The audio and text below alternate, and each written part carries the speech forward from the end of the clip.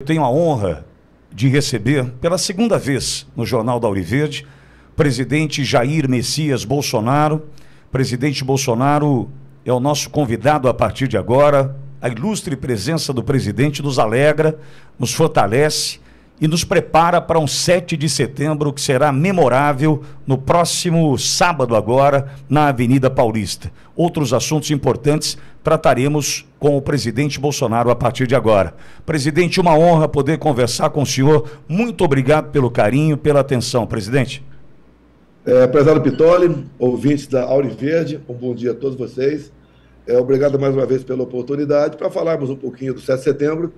E também você deu um espaço grande da sua audiência aí para o Patrick, aquele hacker que tem falado coisas, como eu assisti toda a entrevista, que podem ser realmente um início para desvendarmos quem foi o Adélio e quem o mandou, quem o pagou, quem o financiou para aquele atentado no 6 de setembro de 2018.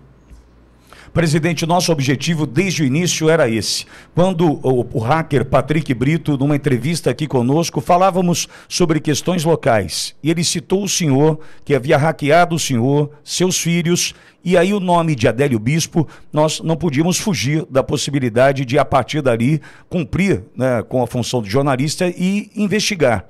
E chegamos ao nome, né, a um nome citado pelo Patrick. Entretanto, eu gostaria de ouvir do senhor essa construção daquela data, primeiro, que leva ao Clube de Tiros em São José, onde sofreria o ataque seu filho Carlos, e depois chegando ao 6 de setembro. O que antecede essas datas, presidente? Ô, Pittoli, vamos lá. Realmente essas datas aí apontam para uma veracidade, uma possível veracidade do que o Patrick fala. Por exemplo, se alguém for pagar alguém, um criminoso, para cometer um ato, ele vai ter uma orientação, né? Onde vai estar a vítima, quem é a vítima, onde estará a vítima. Agora, no caso, eu entendo que, como ele não achou nada, como ele mesmo disse, de podre a meu respeito, e talvez tivesse com dificuldade de me achar, eles achavam que, fazendo um ato contra o Carlos, que esse ato seria no dia 5 de julho de 18, num clube de tiro que meu filho frequentava, lá em São José, Santa Catarina. Agora, aquela pergunta, quem é que deu esse local que meu filho estaria lá nessa data? Só pode ter sido, no meu entender, alguém que nos hackeou ou alguém muito do lado da gente, o que a gente não desconfia de ninguém nesse momento. Então, entendo eu que se ele tivesse atingido o objetivo de assassinar o Carlos, talvez me tirasse da corrida presidencial, que naquele momento, em julho de 18, eu já estava muito bem. Quer dizer, a gente vê um crescente na campanha pelo Brasil todo, manifestações enormes em aeroportos, muita gente nas ruas, nos comícios nossos, coisa que é inacreditável, né? A quantidade de pessoas que nos seguiam já naquela época, e talvez, com dificuldade de me atingir, resolveram fazer uma ação contra o meu filho nessa data. Eu repito, alguém passou essa data, esse local, para o Adélio. Tanto é que estava previsto meu filho estar lá nesse dia. Ou seja, certamente, nós fomos hackeados, já que ele disse que investigava eu, meus filhos, tá? E o próprio Adélio. Então, alguém passou essa informação para o Adélio, ele foi para lá. E já que o Adélio era um desempregado, um pobre coitado, ele andava pelo Brasil. Quem pagou a ida dele lá para Santa Catarina? Quem pagou a ida dele para Juiz de Fora? Ele ficou numa pensão também, Juiz de Fora. Quem pagou? E uma coisa muito que ninguém explica, né? Se fosse o contrário, seria explicável, vamos assim dizer. No dia seguinte do atentado, dia 7 de setembro, é o dia onde o pessoal está em casa, vai para a praia, vai para o churrasco, vai visitar a família. Tá?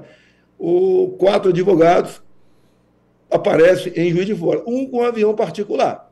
Eu não quero acreditar que ele seja do grupo dos advogados samaritanos. Tá? É o que ele alegou depois, está preocupado com a vida do Adélio. Eu nunca vi ninguém fazer isso. Tá? E muita coisa aconteceu depois daquilo. Esse mesmo advogado que esteve lá, há poucas semanas, foi feita uma busca e apreensão em cima dele e foi apreendido um Porsche, foi apreendido também o congelado alguns milhões de reais, ou seja, um advogado bem de vida. Além do Porsche, um avião dele também. Um avião que, com toda certeza, esse que esteve lá em Juiz de Fora. E ouvindo aqui, eu acho que foram 5 momentos que você deu espaço aí para o Patrick, o hacker que está na Sérvia, ele fala nome de pessoas que, obviamente, eu sei que esses nomes existem. E todos os nomes batem, realmente. Ele apresenta notas aí de despesa obrigatória, de energia, telefone, entre outros aí, minha, do Adélio, tá, de outros familiares meus. Então, tudo isso corrobora que realmente tem um fundo de verdade para ser investigado essa linha dele, onde ele cita um político de São Paulo que seria o mandante. E parece, se me corrija se estiver errado, esse político, no local em São Paulo, quando se encontrou com ele a primeira vez, comprou de roupa para ele R$ 1.500, o equivalente a R$ 1.500. Exato. Bem, então o Patrick tinha nessa época 25 anos de idade, um garotão. E esse político, nós sabemos o nome que ele foi citado, grande parte do seu comportamento, do seu modo de agir. Agora, poderia sim, uma investigação isenta, não essa que a Polícia Federal fez, eu teria muito a falar sobre ela, mas investigação isenta, chegar à conclusão de quem foi essa pessoa que pagou 1.500 em roupa para ele, que não tinha Pix naquele tempo, mas cartão de crédito, alguma coisa aconteceu, uma nota fiscal, R$ 1.500 é uma importância razoável para se comprar roupa, né? Hoje seria aproximadamente R$ 2.000. Então tem vários indícios que daria para seguir. Então eu acredito na investigação por parte do Derrite, desde, obviamente, que ele acompanha com prioridade total essa questão. Se foi deslocado para a Polícia Federal, a PF, por 2 momentos, falou que o inquérito está concluído e ele agiu como lobo solitário. Ou seja, essa parte da Polícia Federal, não quero acusar toda a PF, já está contaminada. E olha só, é um fato que não é novo, mas o delegado da PF, que fez o inquérito do caso Adélio, lá em Juiz de Fora, o nome dele é Rodrigo Fernandes. Ele chegou à conclusão que, então, que foi um lobo solitário. Tá? Ou seja, enterrou o inquérito. Mas, tão logo o Lula assumiu a presidência, ele foi premiado. O Rodrigo Fernandes foi premiado na frente da Diretoria de Inteligência da Polícia Federal. Ou seja, qualquer investigação vai passar por ele. A própria imprensa diz que a missão do Rodrigo na Diretoria de Inteligência da PF é investigar Jair Bolsonaro. Esse núcleo que está lá, essa diretoria que está lá, é exclusiva para investigar, para me encaveirar. Então, lá, qualquer denúncia anônima que se encontrar no papel na rua, o Bolsonaro deu um cascudo no Marciano, eles vão investigar. O tempo todo agem dessa maneira. Basta ver a questão ridícula das baleias. Tá? Então, esse caso, no meu entender, eu acredito no Derrite, acredito aí no governador Tarcísio, eles têm como conduzir essa investigação.